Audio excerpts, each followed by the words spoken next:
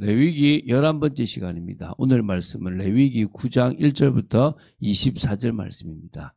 22절부터 24절 말씀까지를 합독하고 레위기 9장 전체를 보도록 하겠습니다. 그러면 레위기 9장 22절부터 24절 말씀을 한 목소리 합독하겠습니다. 아론이 백성을 향하여 손을 들어 축복함으로 속죄제와 번제와 화목제를 마치고 내려오니라. 모세와 아론이 회막에 들어갔다가 나와서 백성에게 축복하며 여호와의 영광이 온 백성에게 나타나며 불이 여호와 앞에서 나와 제단 위에 번제물과 기름을 사른지라. 온 백성이 이를 보고 소리 지르며 엎드렸더라. 아멘. 지금 이때도 불이 여호와 앞에서 나온 것처럼 성령의 크신 역사가 모든 예배와 모든 모임 가운데 넘치게 되기를 바랍니다.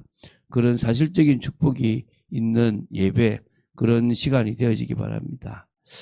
지금 제사장과 관련되어 있는 규례들을 나누고 있습니다. 그게 8장부터 10장까지입니다. 그래서 제사에 대한 5가지를 7장까지 다루고 8장부터 10장까지가 그 제사를 집례하고 집전하죠, 그죠? 직접 이끌어갈 제사장에 대한 이야기를 이제 하게 되는데요. 그 중에서 이제 레위기 8장은 7일간에 걸친 제사장 위임식에 대한 그런 제사입니다. 그걸 우리가 지금 다루었습니다. 그러니까 위임식에 대한 걸 하고 나서 7일 동안을 가만히 은혜 속에 있게 했죠. 이제 레위기 9장은 이제 위임 받은 제사장들이 위임을 받은 지 제 8일째 되는 날로 첫 제사로 제사장 취임 제사, 그러니까 취임식 제사를 할 수 있는데 첫 제사를 지금 이렇게 하나님 앞에 이제 집전하는 그런 내용이라고 보시면 됩니다. 두 부분으로 나누어 보겠습니다. 첫 번째가 1절부터 7절입니다. 모세가 대제사장 아론부터 그 아들들을 불러서 첫 제사죠. 그러니까 취임 제사라고 할 수 있는데 처음 제사를 통해서 하나님께 영광 돌리기를 명령하는 부분입니다. 모세는요, 아론과 그 아들들 및 백성들의 장로들까지도 불러놓고 아론에게 먼저 아론 자신과 또 아들들을 위한 속죄제와 번제를 드리게 하고요. 다음으로 백성들을 위해서 속죄제와 번제와 화목제와 소제까지를 드리게 했습니다. 여기서 이제 속건제는 없죠. 지금은 그죠. 어쨌든 간에 이렇게 이 제사를 통해서 하나님의 영광이 이 이스라엘 백성들에게 지금 제사 드리는 이곳에 나타나게 될 것이라. 그 방법이 이제 불로 다 태우는 거거든요. 이 사실이 보여주듯이 하나님께 제사장으로 위임을 받은 자들은 즉시로 그 사명을 수행할 수 있는 겁니다. 지금 수행하고 있는 거죠. 우리가 지금 영적 제사장입니다. 우리 또한 성도로서 우리의 사명을 우리 삶 속에서 즉각 수행해 나가는 그런 저희들이 되야 될 줄 믿습니다. 그래서 1절부터 7절까지가 취임식, 그러니까 취임 제사 준비입니다. 아론에게 속죄제를 위하여 흠없는 송아지와 번제를 위해서 흠없는 순양을 준비하게 하고요. 그리고 이스라엘 자손에게는 속죄제를 위해서 흠없는 순염소, 번제를 위해서는 1년 된 흠없는 송아지와 어린 양, 그리고 화목제를 위해서는 수소와 순양을, 그리고 소제를 준비하게 했습니다. 그리고 모세는 이제 오늘 딱 선포하죠. 오늘 여호와께서 너희에게 나타나실 것이다 라고 얘기합니다. 함께 하시는 게 보여지는 거죠. 그러니까 우리가 예배 때 성령이 역사하는 부분들이 필요한 겁니다. 올바른 제사, 올바른 신앙의 모습을 보시고 당신의 영광을 드러내는 겁니다. 지금은 더 어렵다고 봐요. 왜냐하면 그때는 구체적인 방법이 있으니까 그 방법대로만 하면 거의 된다고 봐요. 지금은 오히려 두루뭉실하게 중심을 보시잖아요. 우리가 중심을 드리기가 참 쉽지 않을 수 있는 겁니다. 그래서 우리 더더욱 간절히 바라고 예수 그리스도의 십자가를 의지하고 성령의 역사를 사모하는 시간들이 되될 줄로 믿습니다. 자, 이제 두 번째 부분은 8절부터 24절입니다. 아론과 그 아들들이 제사장 취임 이제 첫 제사를 이제 집행하는 겁니다. 이제 어찌 보면 앞에까지는 이렇게 해라라고 하는 얘기면 이걸 직접 이제 명령에 따라서 먼저 자신들을 위한 속죄제와 번제를 드리고요. 또 백성들을 위해서 속죄제와 번제와 소제, 그러니까 뭐 화목제까지 이렇게 쭉 드리는 그런 내용입니다. 그래서 이 제사장 취임 제사는 하나님을 기쁘시게 했고요. 하나님께서는 이 제사를 기쁘게 받으셨다는 것을 보여주시기 위해서 불을 내려서 번제단 위에 모든 제물을 다 불사르셨습니다.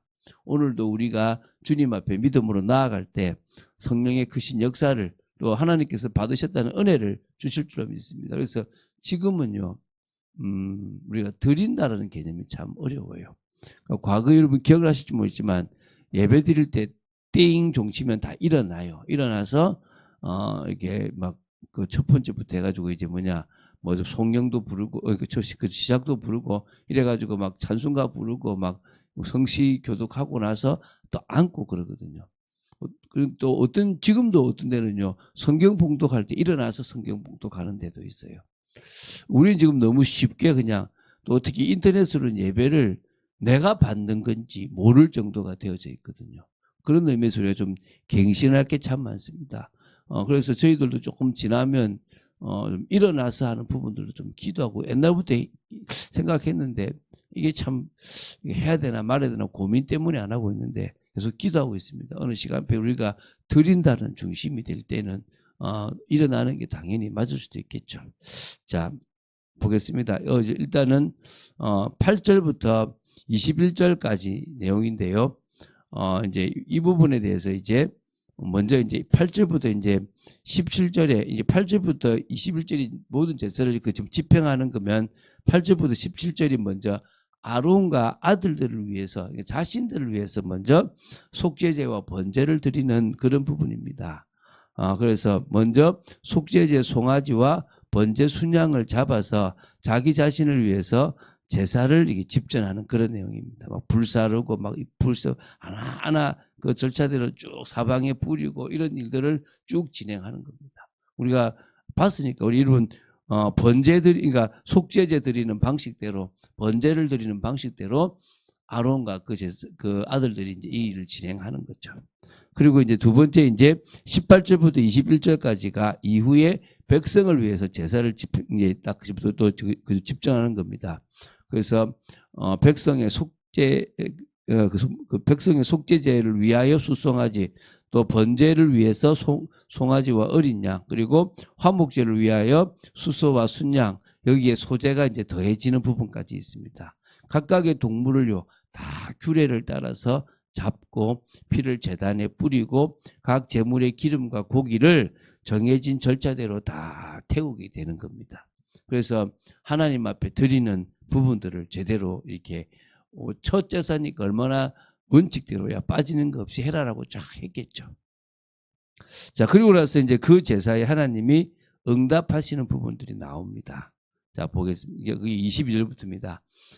읽어볼게요. 아론이 백성을 향하여 손을 들어 축복함으로 속죄제와 번제와 화목제를 마치고 내려오니라. 오늘 제가 이제 보내는 찬양이 아론의 축복이 민수기 6장에 나오는 이렇게 축복입니다. 아론에게 명령하기를 너희 그 제사장들은 백성들에서 축복하라는 겁니다. 그래서 여호와께서는 그 얼굴을 막 너희를 향하여 드사 막 뭐 평안 주시기 원하고 막 이런 거거든요. 어찌 보면요, 제사장이 하는 가장 큰 일이 제사지만 또 축복하는 것도 있습니다. 그래서 지금은 우리 모두가 다른 사람들을 축복할 수 있는 축복의 사람들임을 기억하시고 여러분 주위에 여러분을 힘들게 하는 사람이 있더라도 축복하고 또 정말 하나님이 원하시는 그런 정말 사랑을 실천하는 축복이 있게 되길 바랍니다. 23절은요. 모세와 아론이 회막에 들어갔다가 나와서 백성에게 축복하며 여호와 영광이 온 백성에게 나타나며. 자, 우리가 예배 때 저도 성도들도 같이 축복하고 예배드리고 하나님께 영광 돌리고 이러는 중에 막 하나님의 은혜가 모든 성도들의 마음속에 있어야 될 줄로 믿습니다. 불이 여호와 앞에서 나와 제단 위에 번제물과 기름을 사른지라 온 백성이 이를 보고 소리 지르며 엎드리더라. 와, 자, 이런 부분들이 이제 하나님 앞에 온전히 받아졌다라는 거죠. 그죠? 그래서 레위기 9장은 제사장 위임 후 첫 공식 어떤 제사라고 생각하시면 됩니다. 아론과 그 아들들이 자신과 백성을 위해서 중보적 역할을 했던 거죠. 그래서 자신을 위한 속죄가 먼저였고 이어서 백성을 위한 제사가 진행되고 있습니다. 그래서 결국 앞에 있는 지도자들이 거룩하고 또 공동체의 거룩이 하나님의 은혜 속에 들어가는 중요한 것임을 기억해야 될 줄로 믿습니다. 그 당시에는 하나님의 임재와 영광이 불로 나타났던 거고요. 지금은 성령의 감동하심이 있을 거라고 믿습니다. 이렇게 좋았던 모습들이요, 바로 이어서 무너져요. 이제 우리가 내일 볼 건데 이 10장에 들어가면 아론의 아들 가운데 나답과 아비후가 향로를 가져다가 여호와께서 명령하시지 아니하신 다른 불을 담아서 여호와 앞에 분향을 해요. 이제 또 막 타는 게 막 멋있으니까 또 뭐 할 수도 있겠죠. 어쨌든 어떤 방식인지 좀 더 연구를 많이 해볼 필요가 있는데요. 뭐 이렇게 특별하게는 잘 안 나와요. 그러면서 이제 불이 그들을 삼켜서 이제 죽게 됩니다. 그러니까 공의의 하나님은 우리가 백성들이 말씀대로 순종하면 그냥 사랑 속에 있는 하나님처럼 보이지만 범죄하거나 하나님의 뜻에 맞지 않으면요, 즉시 그 공의의 징계가 나타납니다. 그럼 두려우신 하나님이 되겠죠. 우리가 하나님을 두려워하는 순간에 사실은요, 뭐 이렇게 더더욱 멀리 할 수 있는, 내가 죽을까 싶다 이런 생각이 들겠죠. 근데 오히려 사랑의 하나님이시지만 우리가 경외해야 될 그런, 우리가 정말 우리의 중심을 다하여 하나님을 의식하고 또 우리의 삶 속에서도 하나님을 생각하고 살아가야 될 그런 존재임을 오늘도 기억해야 될 줄로 믿습니다. 왜냐하면 예수님은 하나님의 그 공의를 이루시기 위해서 오십니다. 다시 말하면 하나님은 당신이 말씀하신 그 법을 당신이 지키시는 분입니다. 이 정도로 하나님은 모든 부분에 완전하신 분이심을 우리가 알고 그분의 마음, 그분의 뜻을 따라 인도받는 귀한 삶을 살아야 될 줄로 믿습니다. 그런 축복된 여러분 되시기를 주 예수 그리스도 축원드립니다. 주는 그리스도시요 살아계신 하나님의 아들이심을 고백합니다. 오늘도 저희들이 말씀 속에 들어 지켜주심을 감사합니다. 성령으로 충만케 하시며 그 당시에 불이 그 재물을 태움으로 하나님의 영광이 드러났던 것처럼 이제 성령의 역사로 우리가 드리는 모든 예배에 하나님의 영광이 드러나도록 지켜주시옵소서. 주 예수 그리스도 이름으로 기도드립니다. 아멘.